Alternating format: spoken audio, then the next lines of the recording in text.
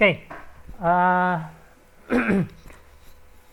sebelumnya mungkin sudah dijelaskan ya pembelajaran untuk algoritma ini menggunakan bahasa C, C++, bagaimana kalian download yang C-nya, gitu ya. Sebaiknya menggunakan dev C++, kalian bisa download di sourceforge.net, ya, sourceforge.net, kalian bisa download situ.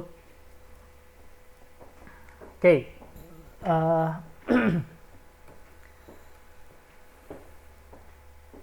Ini saya lewati, nanti kalian akan dilanjutkan oleh Bu Popon ya.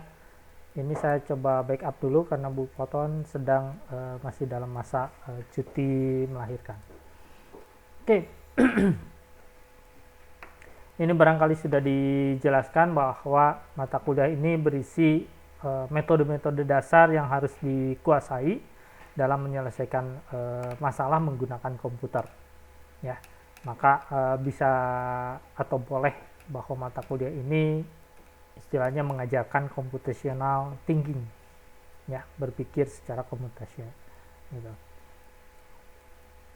Ya, mata kuliah algoritma ini merupakan satu mata kuliah dasar yang memang tidak boleh tidak, ini tetap harus ada, karena tadi ini mengajarkan computational thinking, ya. Dasar untuk kalian belajar nanti di pemrograman, ya, untuk kalian mengerti alur logika dan lain-lain, ya. Tidak seharusnya bahwa mata kuliah ini tidak mengajarkan pada satu bahasa tertentu, baik C atau C++ atau Java, ya. Yang paling penting adalah kalian bisa berlatih tentang alur logikanya, gitu ya, alur logikanya. Jadi nanti implementasinya bisa menggunakan bahasa apa saja, gitu ya, baik C, C++, Java atau yang lainnya. Yang penting secara logikanya benar, gitu ya. Itu yang tepat dan efisien. Tidak cuma sekedar benar, tapi tepat dan efisien, gitu. Oke, ini juga mungkin sudah dijelaskan kemarin ya, bahwa menjelaskan logika berpikir, menjelaskan alasan komputer mengerjakan perintah-perintah, prinsip, dan yang lain-lain, kemudian konsep pemrograman terstruktur, terus contoh sederhana dari program bahasa C, ya, karena ini bahasanya dasar, terstruktur, jadi kita coba berpikir alurnya terstruktur, gitu ya. Kalau sudah diberikan alur atau logika berpikir yang OOP agak berbeda, gitu ya, atau dengan visual itu juga agak berbeda. Tapi ini coba program yang sederhana dengan bahasa yang terstruktur, ya, supaya alurnya kita berlatih alur logikanya. Oke, ini kompetensi dasarnya yang bisa kalian kuasai, ya, yang bisa kalian kuasai. Algoritmanya bisa kalian tuliskan dalam bahasa sendiri, bahasa manusia, terus baik bahasa Indonesia maupun bahasa Inggris, terus dengan coding, pseudocode, kemudian dengan flowchart. Jadi ada 3 itu, ya, bahasa manusia, flowchart atau pseudocode, ya. Silabusnya juga mungkin ini sudah pernah dijelaskan, ya. Referensinya silakan kalian bisa nyari referensi di e-book, ya, internet, atau bisa nyari di toko buku tentang algoritma. Saya pikir karena ini menjelaskan tentang alur logika, maka mau buku apa saja, karangan apa saja yang kalian bisa pahami, silakan itu dipergunakan. Oke. Ini saya tidak tahu ini apakah sudah dipelajari atau belum, dijelaskan atau belum. Antara mengapa kita belajar algoritma dengan belajar pemrograman, gitu ya. Nah, ini kalau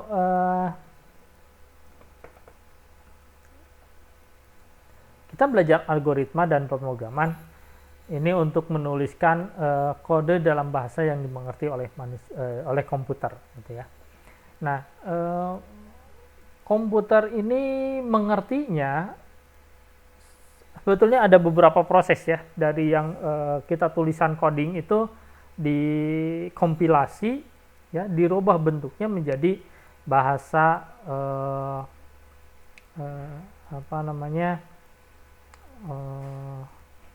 objek, kemudian dirubah lagi menjadi bahasa biner. Nah, bahasa biner ini yang dipahami oleh yang dijalankan oleh komputer. Kalau tidak ada proses kompilasi itu, maka script itu sebetulnya tidak berjalan, ya, scriptnya tidak berjalan ke komputer, hanya script begitu saja. Tapi karena ada proses kompilasi ini, sehingga script dirubah menjadi bahasa biner, bahasa yang dimengerti oleh komputer, sehingga apa yang kita tuliskan muncul di layar, gitu ya. Nah, kemudian kenapa kita belajar algoritma? Untuk melatih logika berpikir, ya, melatih logika berpikir, ya. Oke, itu ya, melatih logika berpikir. Nah, misalkan begini, kalau kita membangun sebuah gedung, ya, kalau satu tingkat, kita tidak perlu adanya tangga, ya. Tapi kalau sudah 2 atau 3 tingkat, maka kita perlu adanya tangga. Bentuk tangga seperti apa itu nggak penting, tapi kita perlu tangga, ya. Baru nanti bicara estetis, tangganya mau seperti apa, mau di depan atau di belakang, mau di luar atau di dalam. Nah, ini hal yang lain. Tapi secara prinsip, kalau kita bangun rumah lebih dari satu ini ya, jadi 2 tingkat atau 3, maka kita perlu tangga, gitu ya, prinsip itu. Nah, prinsip-prinsip ini juga secara logik berjalan pada mesin-mesin tertentu, ya, pada mesin-mesin. Misalkan di sepeda motor, misalkan di mobil. Nah, ini ada alur-alur logik di situ. Ya, kalau kita pahami, ini ada hal-hal tertentu yang memang secara logik ya perlu adanya ini, perlu adanya ini, perlu adanya ini. Gitu ya. Kalau ada sesuatu yang kurang, maka akan terasa lebih mungkin mesinnya lebih kasar, jalannya tidak benar, dan yang lainnya, gitu ya. Sampai urusan ban pun, logikanya begini ya, gitu. Kalau kalian misalkan menonton balap, gitu, seringkali dibahas apakah ini akan menggunakan ban yang keras atau ban yang soft, gitu ya. Kalau yang keras nanti hasilnya bagaimana, kalau yang soft nanti hasilnya bagaimana terhadap kecepatan. Nah, ini ada satu logik, gitu ya, ada logiknya. Oke. Jadi kalau di antara itu komponen-komponennya ada yang tidak berjalan sebagaimana mestinya, maka ada penurunan performansi dari mesin itu, ya. Begitu juga yang komputer, ya. Kalau ada di alur logiknya itu ada cacat, maka komputer tidak akan bisa berjalan sebagaimana mestinya, ya, betul. Oke, kemudian kalau ditanya tentang belajar programming itu sulit atau tidak, bisa ya, bisa tidak, ya, bisa ya, bisa tidak. Yang pasti butuh jam terbang, butuh kalian berlatih. Kalau tidak, percuma, cuman kalian baca buku tapi tidak pernah implementasi bikin satu program, ya kalian cuman hafal di buku itu aja, gitu ya. Jadi perlu latihan, perlu jam terbang. Latihan ini untuk mempush kalian punya jam terbang, gitu ya. Jadi perlu latihan. Kemudian kalau dibilang perlu semangat, betul, perlu semangat dan kemauan. Kalau kalian sudah tidak mau, ya sulit. Kalian bisa tapi kalian tidak mau, udah selesai, ya, menjadi tidak bisa akhirnya, gitu ya. Jadi perlu semangat. Oke. Nah, di teman kalian ada siapa ini? Rizky. Menekuni programming, ya, menekuni programming, ya.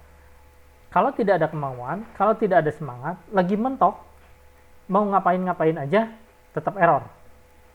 Kalau lagi mentok. Biasanya kita perlu refresh, ya, untuk membangkitkan semangat itu.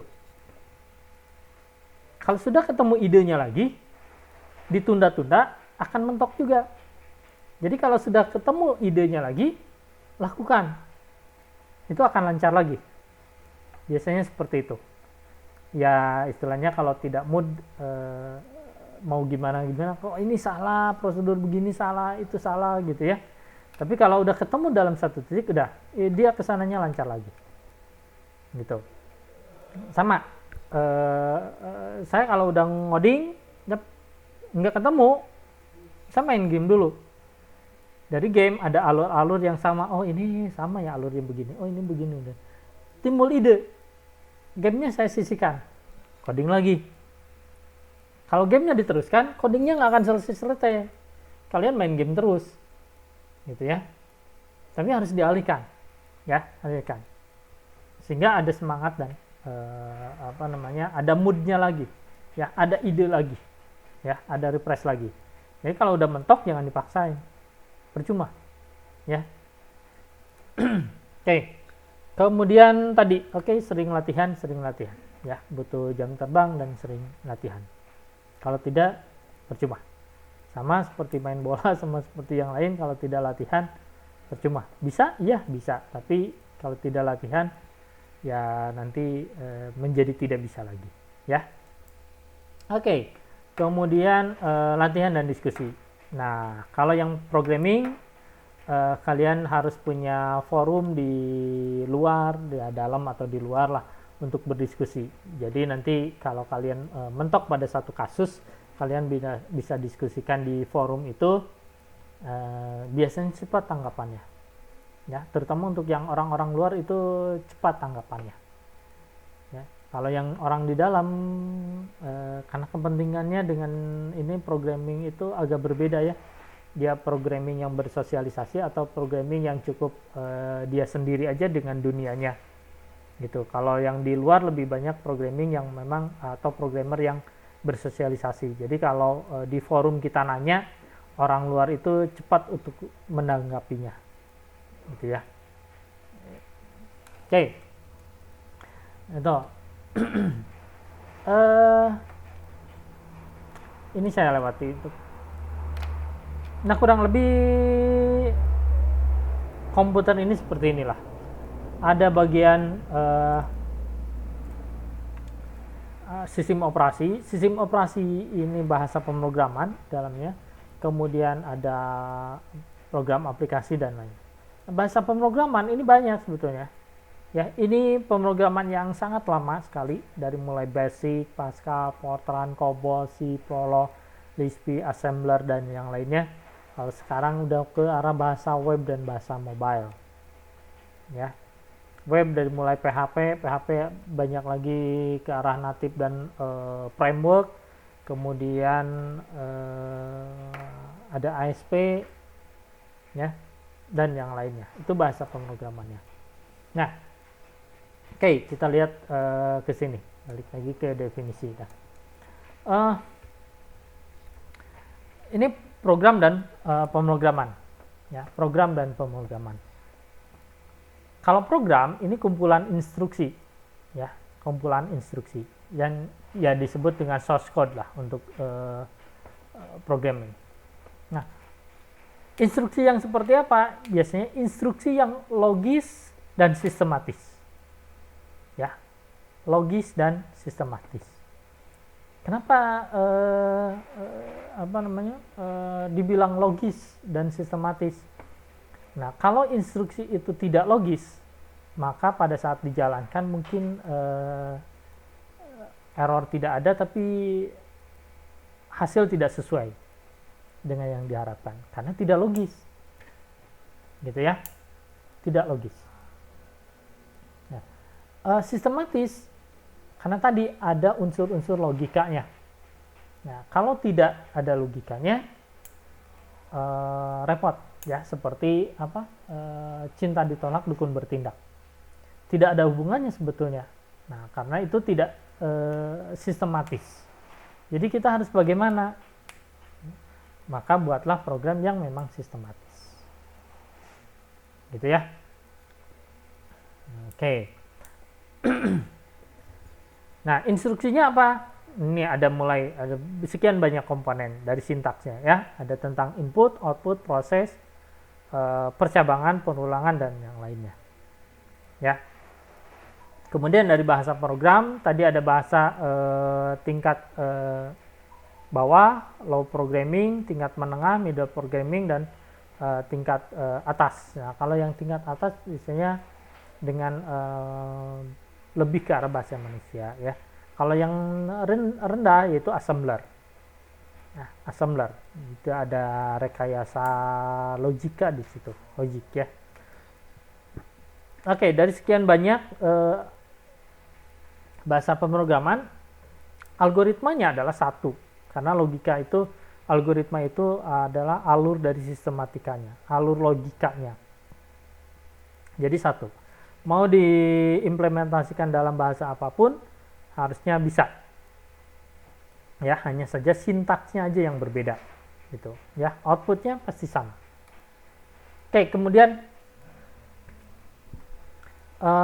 ini posisi bahasa C di di tingkat dunia. Kenapa bahasa C ini bisa disukai ya, disukai dianggap mudah untuk dikembangkan, free juga ya. Kemudian berkembang dari C itu C++, kemudian ada C#, ya dan lain-lain. Kemudian Java bahasa dasarnya dari C juga, PHP logikanya ada di bahasa C juga. Jadi kalau kalian dasarnya menguasai C, saya rasa kesananya harusnya tidak mengalami banyak kendala, gitu ya. Karena secara logik penulisannya hampir sama, kalian tinggal bisa beradaptasi lah dengan bahasanya. Oke. Nah, belajar programming dengan belajar bahasa programming agak berbeda. Belajar programming berarti belajar kita alur logikanya. Tapi kalau bahasa programming, ya kalian belajar bagaimana sintaks penulisannya, bagaimana sintaks penulisannya itu. Ya. Tapi kalau belajar programming berarti kalian belajar tentang alur logikanya. Ya. Nah, pemrograman terstruktur atau program prosedural, nah ini bisa kita pelajari supaya kita melatih alur logikanya. Ya, sebelum ke arah alur yang lain gitu ya. Oke, bahasanya fungsional, C, modular, itu modul-modul ada dan yang lainnya. Ya, kalau C ini bahasa yang prosedural, terstruktur, terus disebut juga programan fungsional, ya karena di dalamnya berbagai fungsi. Kemudian yang berorientasi objek mulai ke C++, ya ada objek Pascal, ada Java.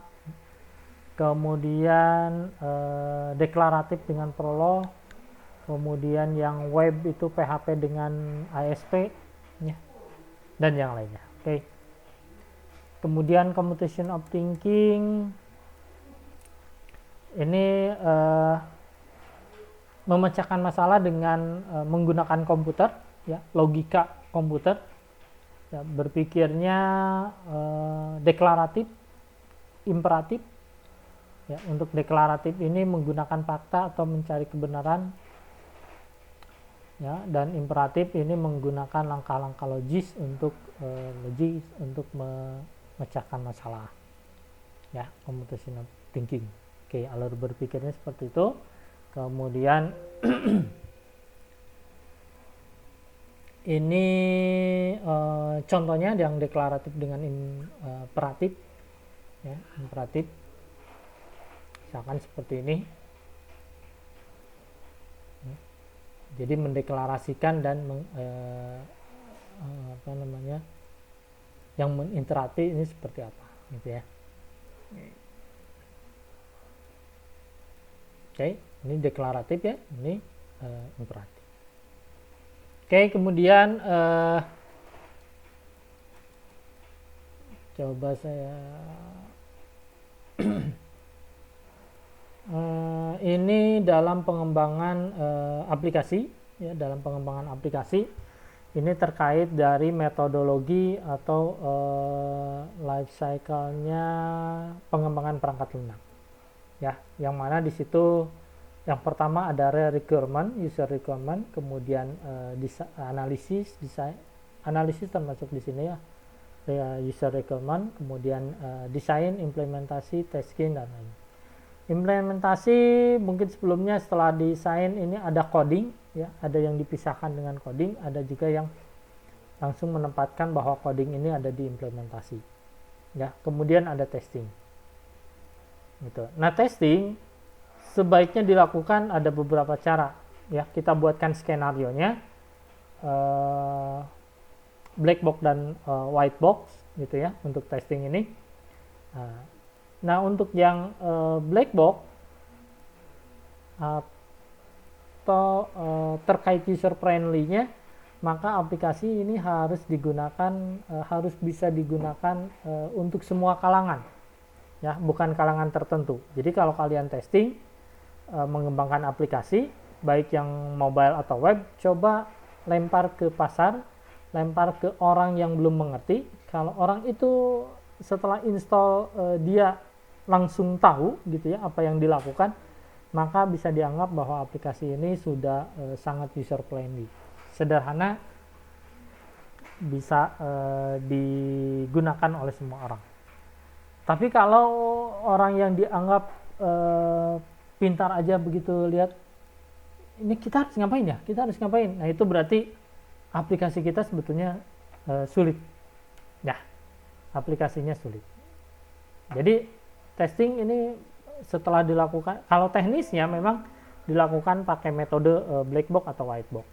Tapi untuk testing penggunaannya, coba orang yang mengerti dan orang yang tidak. Gitu. Nanti akan ketahuan posisi kita sebetulnya aplikasi ini sederhana atau tidak. Gitu ya. Oke.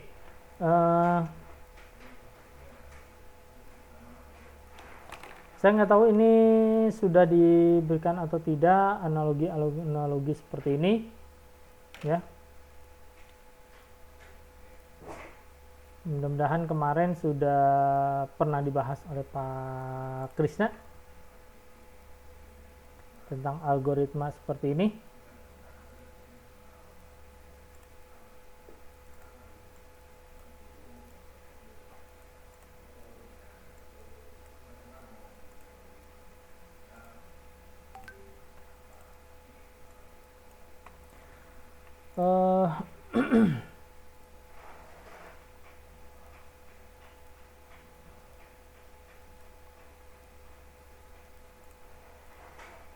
Ini hanya sebagai contoh dari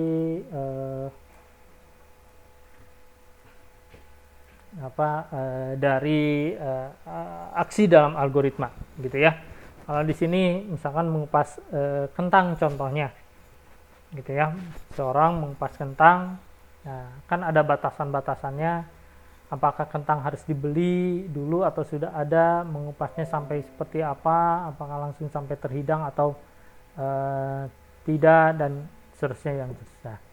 Kemudian bagaimana awal dan akhirnya ya, sama seperti misalkan kalau saya tanya kalian bagaimana step by stepnya apabila kalian ingin menelpon misalkan ya, step by stepnya kalian ingin menelpon, atau step by stepnya kalian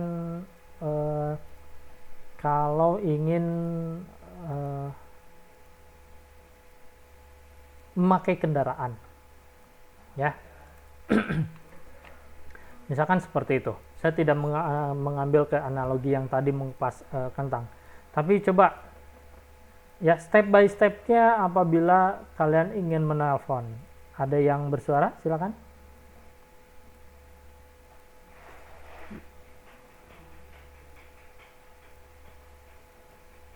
Oke, ada yang bersuara? Silakan.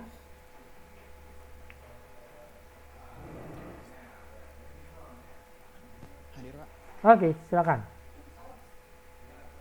misalkan untuk menelpon itu kita, yang saya pikirkan itu tergantung dulu menelponnya mau pakai pulsa atau pakai WhatsApp atau pakai Telegram gitu. Mhm. Kan kalau misalkan kita pulsa berarti di smartphone kita, kan kita pakainya smartphone yang udah touchscreen, kita buka handphonenya terus masuk ke bagian kontak, Mhm. terus nanti dicari kontaknya mau nelfon siapa, Mhm. ayah, ibu ataupun teman Mhm. gitu, terus nanti diklik kontaknya terus ditelepon gitu. Tapi Mhm. mungkin yang saya pikirkan kalau misalkan nggak ada pulsa berarti pakai WhatsApp ataupun yang lainnya gitu. Mhm. Oke.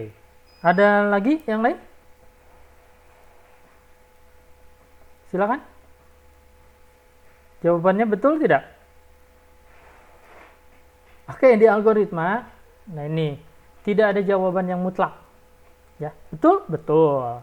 Tapi itu tidak bukan jalan satu-satunya. Ya, bukan cara satu-satunya. Seperti tadi, pilihannya kita mau pakai yang pulsa atau yang kuota istilahnya. Ya, pakai aplikasi yang mana? Nah, jadi punya banyak cara. Ya, sama seperti misalkan kalian di rumah akan ke kampus. Ya, bisa lewat mana saja. Bisa lewat kiri, kanan, depan, belakang gitu ya. Dan bisa pakai cara apa saja. Bisa jalan kaki, pakai sepeda, pakai motor, pakai mobil atau pakai angkot. Ya. Yang membedakan nanti apa? Datangnya ke sini, waktunya. Kalau jalan kaki mungkin lebih lama, kalau pakai sepeda bisa lebih cepat dari jalan kaki, pakai motor juga bisa lebih cepat dari pakai sepeda, gitu ya. Pakai mobil bisa lebih lambat, ya. Atau pakai angkot bisa lebih sangat lambat, ya. Tapi lebih cepat daripada jalan kaki, ya. Kalau lewat ke kiri, kalian lewat jalan mana? Kalau lewat jalan depan, kalian lewat jalan mana? Dan lain-lain, ya. Tadi apa yang diberikan jawaban tadi itu hanya satu sisi saja, ya, hanya satu sisi saja. Sisi yang lain banyak. Maka kalau menurut pendapat saya pada algoritma ini tidak ada satu algoritma yang mutlak itu benar, ya. Kalau mau mutlak pada outputnya benar maka itu 100, gitu ya. Kalau outputnya benar maka itu 100. Ya, dibuatkan aja satu program, ya. Apabila benar, saya tidak melihat prosesnya, maka itu nilainya 100. Tapi kalau outputnya ternyata salah, maka saya beri 0. Kalau mau mutlak. Gitu ya. Nah, biasanya kalau saya pribadi, ya, algoritma kita melihatnya secara keseluruhan, tidak cuma sekedar output. Outputnya betul, udah 100. Ya, tidak mudah melihat prosesnya. Tapi kalau ternyata outputnya salah, maka saya lihat prosesnya. Saya lihat program yang kalian buat. Apakah benar secara logika atau salah. Kalau hanya penulisan yang salah, maka itu gampang diperbaiki. Tapi kalau logika yang salah, itu agak sulit untuk diperbaiki. Ya, kalau sudah logika. Karena apa? Logika saya dengan logika kalian berbeda. Ya, alur berpikirnya maksudnya ya. Alur berpikirnya saya seperti ini dan alur berpikirnya kalian berbeda. Maka saya akan melihat dari proses itu. Sejauh mana kalian sudah memahami algoritma, sejauh mana kalian bisa paham algoritma. Gitu. Ya. Dan mudah-mudahan ini nanti setelah sama Bu Popan ini masih sama, ya. Kita akan melihatnya pada sisi itu. Kalau salah berarti kita melihat secara keseluruhan skripnya. Tapi kalau betul udah kamu nilainya 100 selesai. Gitu ya.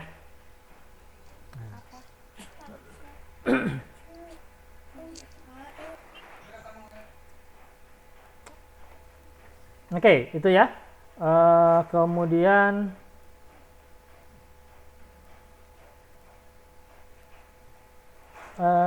satu kasus lagi tadi.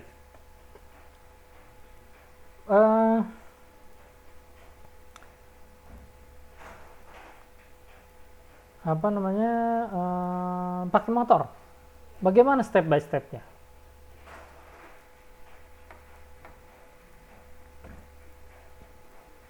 Oke, step by stepnya pakai motor. Ada yang mau bersuara? Silakan.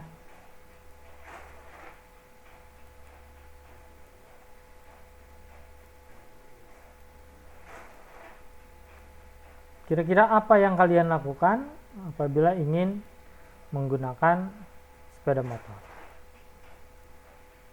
Nah, ya. Awas jangan sampai terjebak.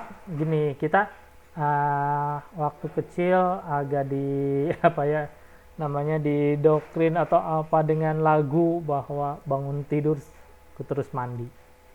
Bangun tidur bisa gisik-gisik dulu mata, bisa duduk-duduk, malah sekarang bangun tidur langsung lihatnya handphone. Ya, jadi bukan bangun tidur terus mandi. Bangun tidur ngambil handphone, ngecek dulu pesan. Gitu ya. Nah, jadi logikanya agak berbeda. Jadi kalau dulu logikanya seperti itu ya, bangun tidur terus mandi. Jadi itu disingkirkan dulu alasan seperti itu. Ya. Terus kalau naik lagu apa namanya kereta api, ya boleh naik dari Bandung ke Surabaya, boleh naik dengan percuma. Padahal kan harus bayar ya. Gitu. Nah ini apa namanya logika lagu sebetulnya ya tidak menunjukkan bahwa itu sesuatu yang baik gitu ya, sesuatu yang baik. Oke, ada yang pertanyaan silakan.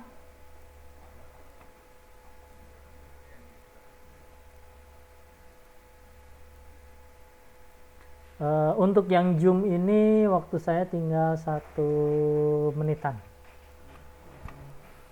Kalau perlu saya buka sesi kedua, mangga. Ya, nanti saya lanjutkan untuk yang berikutnya.